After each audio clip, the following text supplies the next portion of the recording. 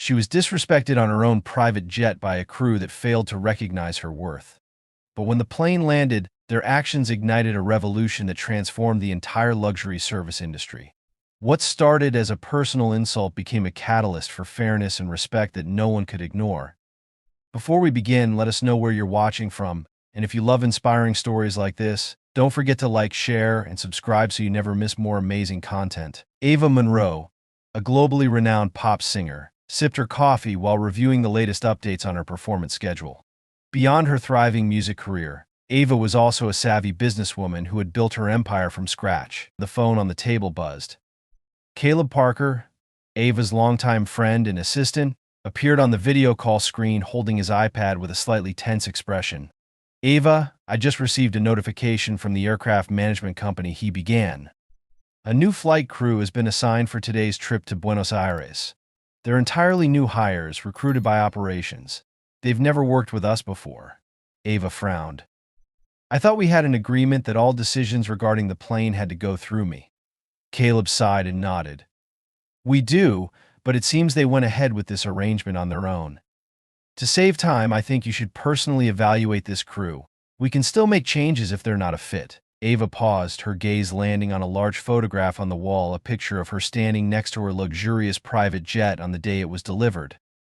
The aircraft wasn't just transportation, it was a symbol of her relentless efforts and achievements. "All right," she said, setting her coffee cup down. "I'll fly with them today. If there are any issues, they'll answer directly to me." Hours later, Ava stepped out of a sleek limousine at the private airport. Dressed in a cream long coat and oversized sunglasses, she exuded power while maintaining an understated elegance. Caleb walked beside her, holding the iPad to manage logistics. The atmosphere at the VIP terminal was starkly different from commercial airports. Here, marble-clad spaces catered to an ultra-wealthy clientele, served by meticulously uniformed staff. While Ava was accustomed to such luxury, she still felt the weight of expectations every time she stepped into these spaces. Caleb efficiently handled the necessary paperwork and escorted Ava to the private gate where her jet awaited. The new flight crew stood assembled. Captain Richard Hayes, a tall, stern-looking middle-aged man, was joined by Samantha, the lead flight attendant, and two other crew members. Hayes approached, his gaze briefly scanning Ava with an unapologetic air of appraisal. "Good afternoon, Ms. Monroe," he greeted her in a cool tone, devoid of the deference Ava usually received from her staff. "I understand this is your private flight. I trust you'll find our service satisfactory." Ava tilted her head slightly, sensing Hayes's less than friendly demeanor. However, she maintained a faint smile. "Thank you, Mr. Hayes. I hope so as well." Standing just behind Hayes, Samantha offered a slight smile, but her eyes betrayed a clear sense of arrogance. "Ms. Monroe, we've prepared everything for your flight. Is there anything else you require?" Her tone was polite, but the inflection in her words made Ava feel as though she was being judged. "No," Ava replied succinctly. "I only want the flight to go smoothly." As Ava and Caleb ascended the steps into the cabin, Hayes and Samantha followed closely behind. Despite this being Ava's property, they behaved as though they were in charge, seemingly indifferent to her presence. The cabin itself was impeccably designed, featuring ivory leather seats, gleaming walnut tables, and soft LED lighting. However, the crew's frosty attitude cast a heavy pall over the atmosphere. While Ava settled into her seat, Caleb leaned in and whispered, "How do you feel? Should I have a word with them?" Ava shook her head, her gaze closely following the crew's every move. "No need. I want to see how they perform before drawing any conclusions." Samantha returned from the service area carrying a glass of water, which she placed down firmly on the table in front of Ava. "Here you go," she said, her smile half-hearted. The water splashed slightly as the glass hit the surface. Ava stared directly at Samantha, without saying a word, her sharp gaze prompting Samantha to quickly turn and leave. The flight took off smoothly, but the crew's lack of respect became increasingly apparent. When Ava requested a cup of tea, Samantha responded with a hint of impatience in her voice. "Unfortunately, we don't have the specific tea you asked for. Perhaps next time you could provide notice in advance."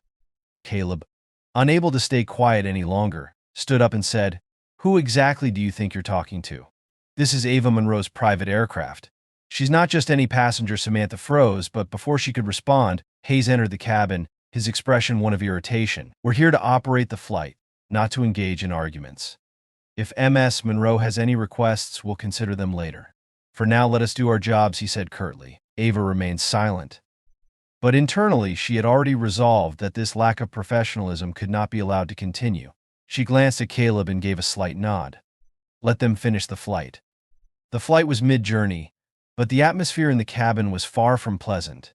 Ava sat in her luxurious leather seat, her eyes fixed on the tablet screen as she reviewed documents for her upcoming performance. Despite her efforts to focus, she couldn't ignore the murmurs and mocking glances exchanged by the crew behind her. Samantha, the lead flight attendant, entered the main cabin, a forced smile on her face. She placed a tray of food down and spoke in a tone more commanding than polite. This is the meal we've prepared for you. You have two choices, fish or chicken. Her demeanor lacked the finesse expected of VIP service, let alone the respect due to the owner of the aircraft. Ava lifted her eyes from the screen, responding calmly. I requested a special menu in advance. The management company confirmed it was arranged. Where is it? Samantha hesitated briefly, then quickly regained her indifferent composure. We received no information about that. Perhaps you should check with your assistant. Caleb stood up abruptly, unable to tolerate the unprofessionalism any longer. That's enough. MS Monroe doesn't need to explain anything. She is the one paying for this entire service, and she's the owner of this plane. If you've made a mistake, admit it and correct it. Samantha smirked, her expression tinged with disdain. Owner, she glanced at Ava again, her disbelief evident. Whoever she may be, we are required to follow standard operating procedures. It wasn't just Samantha. Captain Hayes displayed his own disregard. When the plane encountered light turbulence, Ava requested an update on the weather conditions for safety assurance. Hayes, speaking through the intercom, responded in a mocking tone. MS Monroe, I have 2 decades of flying experience. I think I know what I'm doing. Ava felt the challenge laced in his every word. She didn't react immediately, instead mentally noting every detail. For her, this wasn't merely a service issue but a blatant display of disrespect toward the person who had invested in and owned the aircraft. Caleb leaned closer and whispered, Do you want me to record this? We can use their words as evidence later. Ava shook her head slightly and replied softly, Let's wait. Once we're in Buenos Aires, everything will be addressed at once. As the plane neared Buenos Aires, Samantha entered the cabin with a clipboard in hand. Instead of politely handing over the documents, she slammed it onto the table in front of Ava. You need to sign this before we land. It's standard procedure for passenger confirmation. Ava picked up the document and skimmed it. It was just a routine form, but Samantha's handling of it clearly conveyed disrespect. Ava signed the paper calmly but, before handing it back, said, I don't understand. What makes you think you have the right to treat me this way? Samantha feigned surprise. I don't know what you mean. Ava locked eyes with her, her voice low but commanding. You know exactly what I mean. You and the entire crew have treated me not as a client but as someone unworthy of respect. I won't let this go unaddressed. Ava's words left Samantha momentarily speechless, but her eyes betrayed defiance, as if doubting Ava's ability to follow through. After the plane landed in Buenos Aires, the crew gathered to bid farewell to Ava and Caleb. Hayes, striving to maintain a polite demeanor, said, Thank you for choosing our service. I hope MS Monroe found the flight satisfactory. Ava offered a faint smile, but it was laced with meaning. Thank you, Mr. Hayes. But I'm afraid your hope is misplaced. We will be speaking again soon. Next time, I suggest you make an effort to understand who you're serving. She descended the plane's steps, leaving the crew standing there in confusion. Caleb walked alongside her, barely hiding his satisfaction. You left them speechless. But this isn't the end of it, is it? Ava nodded, her eyes cold and determined. No. This is just the beginning. They will learn a lesson from this. As soon as she arrived at the hotel in Buenos Aires, Ava instructed Caleb to arrange an urgent meeting with the management company's executive team. The meeting took place over video call, attended by senior figures from the operations, crew management, and customer service departments. Ava appeared on screen with a calm yet commanding presence. Good evening, everyone, she began, her tone sharp yet controlled. I need an explanation as to why the crew aboard the aircraft I own treated me as though I were a stranger or worse, someone unworthy of respect. Roland, the head of operations, looked flustered. MS Monroe, we deeply regret any inconvenience you may have experienced. I assure you we will review the procedures and— Ava interrupted, her voice turning icy. This wasn't an inconvenience, this was a public humiliation. I hired your company to manage my aircraft, not to create situations where I feel disrespected aboard my own property. She continued, I've documented everything. From the crew's condescending behavior to their refusal to fulfill reasonable requests. I want to know, does your company properly vet its employees before hiring them? Or do you believe such conduct is acceptable? Roland, visibly uncomfortable, stumbled through a promise to investigate and report back within 24 hours. Immediately after the meeting, Caleb presented Ava with the materials he had gathered during the flight, including recordings of conversations and images of the crew. One particular recording stood out: Samantha's remark to a colleague, "Who does she think she is? No matter how rich she is, she looks like just another regular passenger." Listening to the recording, Ava couldn't hide her indignation. This isn't just about attitude. This is blatant discrimination. They can't work in this industry another day. Jessica Lang, Ava's lawyer known for her fierce approach, joined the discussion via a separate call. Ava, we have everything we need to hold them accountable. I'll send a legal notice first thing tomorrow. But I think you should go public with this, to protect others from similar treatment. Ava considered for a moment. Not just go public. I want them to understand this isn't just about me. This is a systemic issue. The next day, Ava returned to the airport to inspect her plane before the next leg of her journey. Upon entering the cabin, she noticed Hayes and Samantha waiting, their expressions betraying discomfort. They had been informed that Ava was the owner of the aircraft, and the management company had demanded an immediate explanation. Hayes, still attempting to maintain his composure, spoke first. Ms. Monroe, we sincerely apologize if anything we did upset you. I hope you can understand we were simply trying to follow procedures. Ava gave a faint smile, one devoid of warmth. Your procedures include treating the owner of the aircraft as someone undeserving of respect, refusing basic requests, responding with sarcasm and disdain. Samantha, unable to remain silent, interjected defensively, I didn't know you were the owner. If I had known, things would have been different. Ava stepped closer, her sharp gaze locking onto Samantha. You didn't know I was the owner, so what did you think I was? Everyone deserves respect, no matter who they are. Your behavior doesn't just reflect on you personally, it reflects values my company will never tolerate. She paused briefly before continuing, her tone resolute. Neither of you are fit for this job anymore. This isn't a threat, it's a statement. I've instructed the management company to terminate both of your contracts. Samantha turned pale, while Hayes tried to mask his growing unease but had clearly lost his authority. Ms. Monroe, I've worked in this industry for over 20 years. This is just a misunderstanding. Ava smiled coldly, her tone unwavering. 20 years of experience doesn't grant you 20 years of disrespecting others. Both of you will face the consequences of your actions. The following day, Ava posted a carefully crafted but powerful statement on social media, recounting her experience. She emphasized that the incident wasn't just about her, but about a broader issue regarding how people are treated in service industries. No one deserves to be demeaned or disregarded simply because they don't fit someone else's expectations. I am the owner of this aircraft, but even if I weren't, I still deserve respect. This isn't just about me. It's about everyone who has ever endured such behavior. It's time to change the system.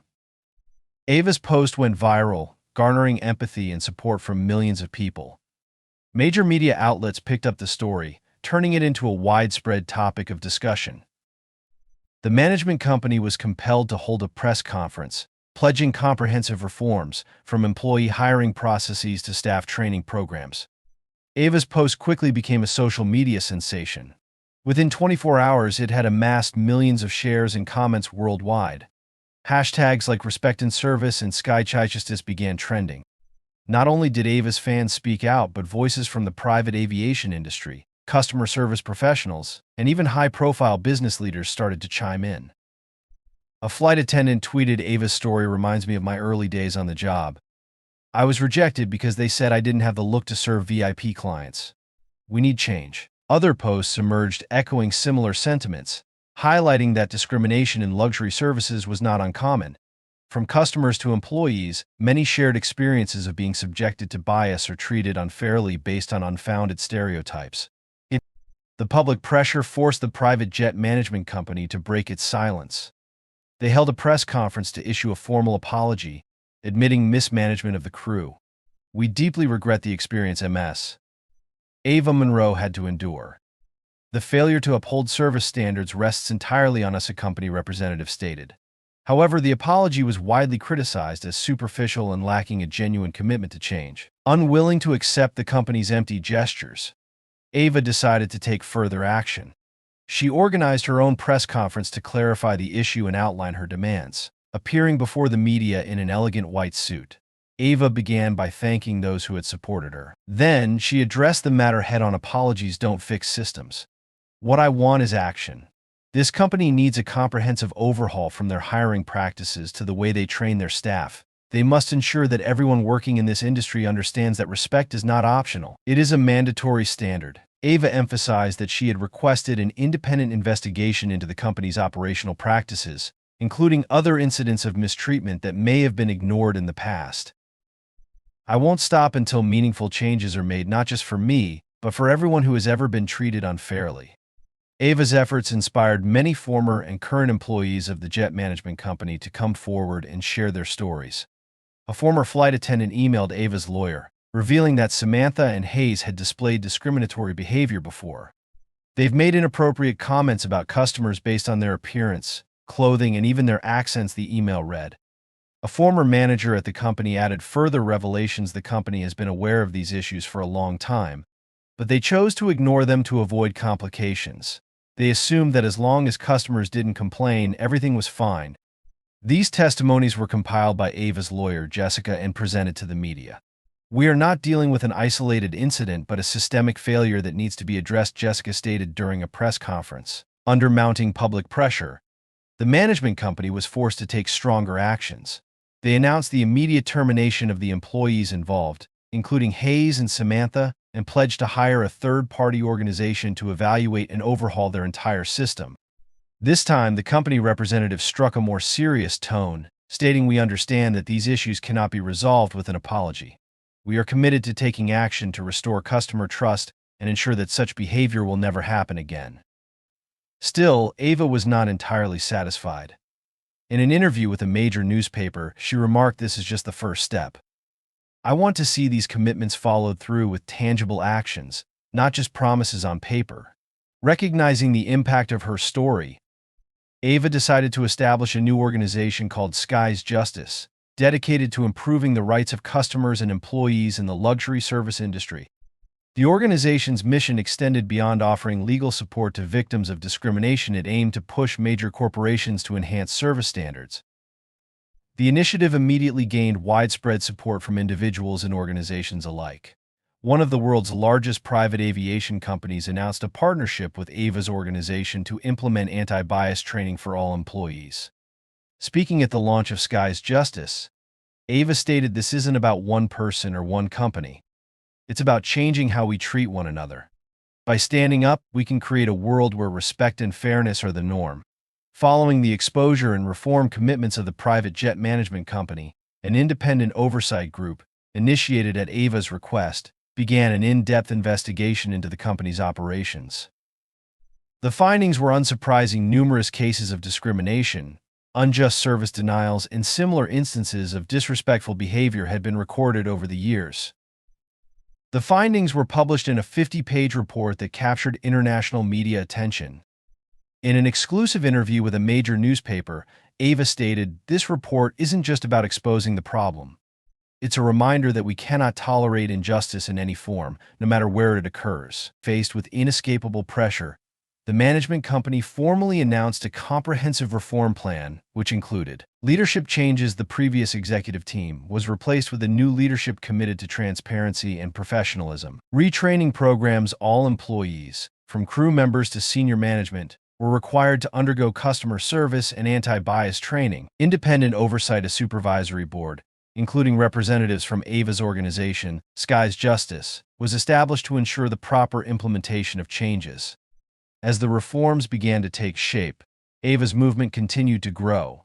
Many luxury service companies voluntarily joined Skies Justice initiatives, adopting new standards for customer service and respect. Encouraged by Ava's leadership, former and current employees who had experienced discrimination felt empowered to share their stories. Ava personally met with some of them, organizing discussion forums to listen and gain deeper insights into systemic improvements. What I'm doing isn't about retaliation, it's about creating opportunities for everyone to be treated fairly, she said at one such gathering. Nonprofits, labor rights groups, and even corporations outside the service industry began to rally behind Ava's cause. She became not just a symbol of change in private aviation, but also a leader for reform across service industries. Despite her achievements, Ava couldn't avoid feelings of exhaustion. Long days of advocacy, the constant scrutiny of public opinion, and criticism from some who claimed she was blowing things out of proportion weighed heavily on her. One evening, Caleb visited Ava at her Los Angeles home. "Are you okay?" he asked, placing a cup of hot tea in front of her. Ava smiled faintly, but the fatigue in her eyes was evident. "I don't know," she admitted. "Sometimes it feels like I'm fighting the whole world." Caleb sat beside her, gently patting her shoulder. "You're not fighting alone. What you've done hasn't just changed your life, it's changed the lives of so many others. Remember, every action you take has value." Caleb's words gave Ava a sense of relief. Sitting at her desk later that evening, she wrote in her journal, "This fight has never been easy. But if every step I take helps someone find their voice, then it's all worth it." As Ava's movement reached its peak, she decided to host an international conference called Voices of Change. This event aimed to bring together leaders, experts, and individuals from various service industries to discuss and implement long-term solutions. Held in New York City, the conference attracted over 1,000 attendees, including influential figures from aviation, hospitality, and entertainment industries. In her opening speech, Ava said, "We cannot change the world with just one event or one movement. But we can change it piece by piece, person by person, system by system. And through that, we can build a fairer world." The conference was a resounding success, with many companies pledging to join reform programs. Some organizations even proposed establishing multi-industry oversight councils to ensure new standards were implemented on a broader scale. A few months after the conference, Ava received a detailed report from the private jet management company. The report outlined the systemic changes they had made, replacing the flight crew with well-trained professionals, revamping operational processes, and instituting rigorous new protocols. Ava personally visited her jet for the first time since the incident. This time, she was greeted by a completely new crew, exuding professionalism and utmost respect. As she stepped into the cabin, Ava immediately felt the difference. Samantha and Hayes were now just memories of an outdated system that had been dismantled. The new crew was unaware of the previous events, but they had been trained to understand that respect was a non-negotiable cornerstone of the service industry. Ava sat down, smiling at Caleb. "This is how things should be," she said. Ava's fight extended far beyond her jet. The Skies Justice movement continued to grow, evolving into a global organization with a profound impact across multiple service industries. While Ava maintained her music career, she dedicated more time to leading the movement and driving meaningful change. In a final interview, when asked how she felt about the journey, Ava responded, "I don't see this as my victory. This is a victory for everyone who stood up, spoke out, and helped make change happen. This journey was never just about me. It's about all of us." As night fell over Los Angeles, Ava sat on her balcony, gazing out at the brightly lit city. She felt a quiet conviction that, despite the challenges ahead, she had helped make the world a better place, a place where respect was no longer something to demand, but something inherently given. The flight has ended, but what Ava faced was only the beginning, a journey of resilience, courage, and an unwavering determination to uncover the truth. Disrespected, discriminated against, and underestimated, Ava refused to back down. Instead, she turned the biases directed at her into fuel to challenge an entrenched system of inequality. Ava proved that true strength lies not just in overcoming adversity, but in confronting it head-on, no matter how powerful the opposition may be.